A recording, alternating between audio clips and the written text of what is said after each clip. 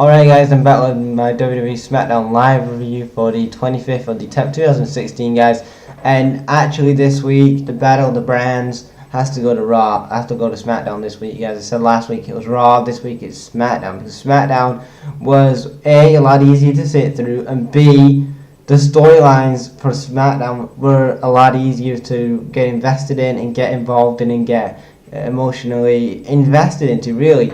And on Raw this past week it was terrible, so you can check out the Raw review I did last night and stuff like that and my thoughts on that. But SmackDown was a lot easier to get through, and it was basically focused on the key points of the night of what you wanted to see. You've got your mid-card feuds to upper-card feuds, and then you've got the main event feud with Ambrose, James Ellsworth and Dean Ambrose. I loved that stuff at the end. And then you had the women's stuff and whatever.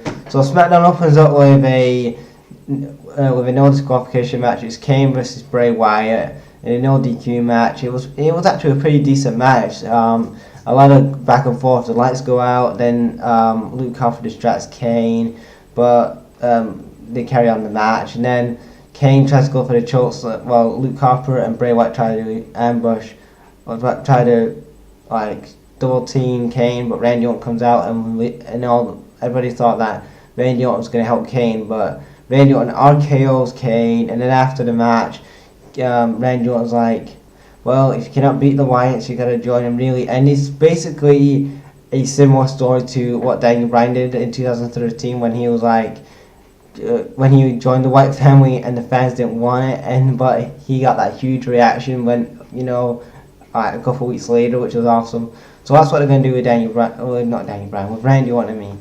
And then after that, you had like a qualifying tag match between the Hype Bros versus the Ascension. I don't care about the Ascension, they was red hot in NXT. I don't know where they're going with the Ascension.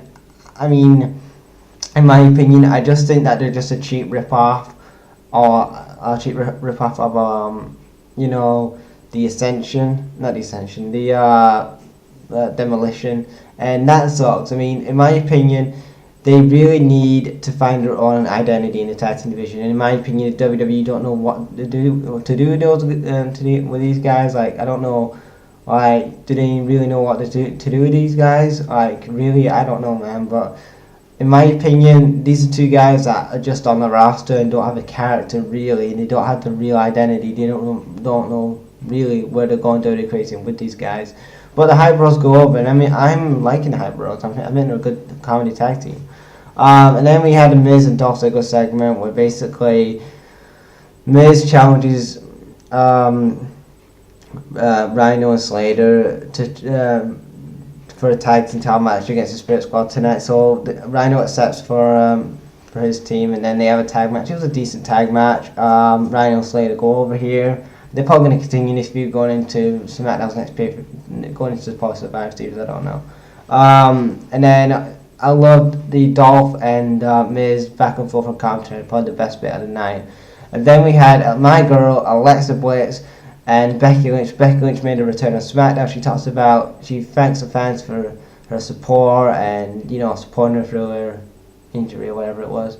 And then Alexa Bliss is like, oh, cut the crap, Becky. I mean, it wasn't an injury. You've just been a coward. You've just been a coward, and you don't want to face me because I'm gonna end your fairy tale, and I'm gonna become the next women's champion. And it was a pretty good promo. And after the match, after the promo, Alexa Bliss and Becky Lynch brawl. Alexa Bliss gets the upper hand. Alexa Bliss gets this yellow spray paint thing, and then that means also she's a coward. That signals that if you don't know.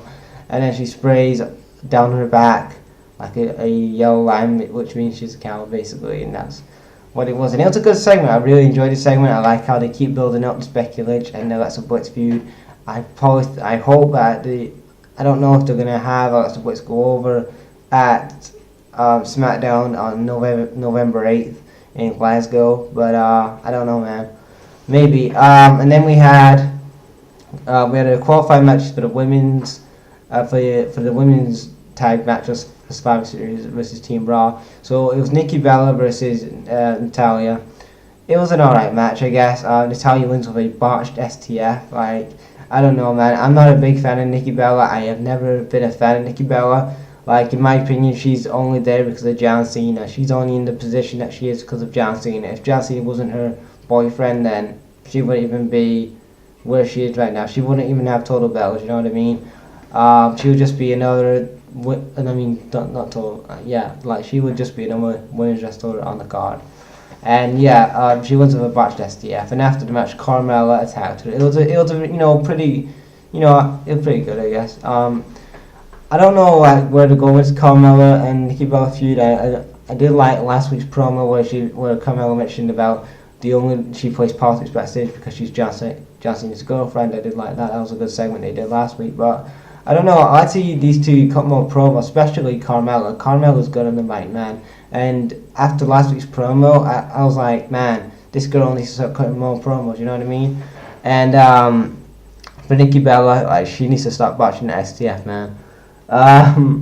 Anyway, and then we get to the main event. It's AJ Styles versus Dean Ambrose. But before that, Dean Ambrose is backstage warming up, and then James Ellsworth's like, "Hey Dean, I'm glad that you've helped me, reach my dream, reach his dream and stuff." And he's like, "Can I come out for you? Can I support you in your match tonight?" And he's like, "Whatever."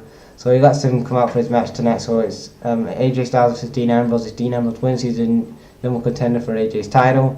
So basically, it was a good match. I'll have to say the best match of the night. These two guys, whenever they're in the ring, I think this is probably one of the best matches though. I think when they've been in the ring previously, they haven't had the time to really tear the house down, you know what I mean? They've had good matches, but they've not had like really good matches. So this was a really good match here. It ends with James Ellsworth getting Dean Ambrose disqualified with a super kick, and AJ Styles. Well, Dean Ambrose is not the known contender now, I guess, but I don't know. But yeah, I thought it was a pretty good main event for SmackDown. I wouldn't complain about it. I like the finish to it. I mean, I just hope that this Dean Ambrose and AJ Styles feud isn't focused. I don't want this feud to keep focusing around James Ellsworth. Like, the two guys that need to be focused around is AJ Styles and Dean Ambrose. I think the focus has gone off those two guys a bit, and it's just gone to James Ellsworth. I think it was okay a couple of weeks, the last couple of weeks when you had him, in a couple of matches against AJ, and he got a lucky win last week and the week before that. But they should have stopped it then. I think they've dragged it on a bit too long, but that's just my opinion anyway. So thank you guys for watching this video. That was my WWE SmackDown live review for the 25th of December 2016, guys. And thanks for watching, guys. Bye out.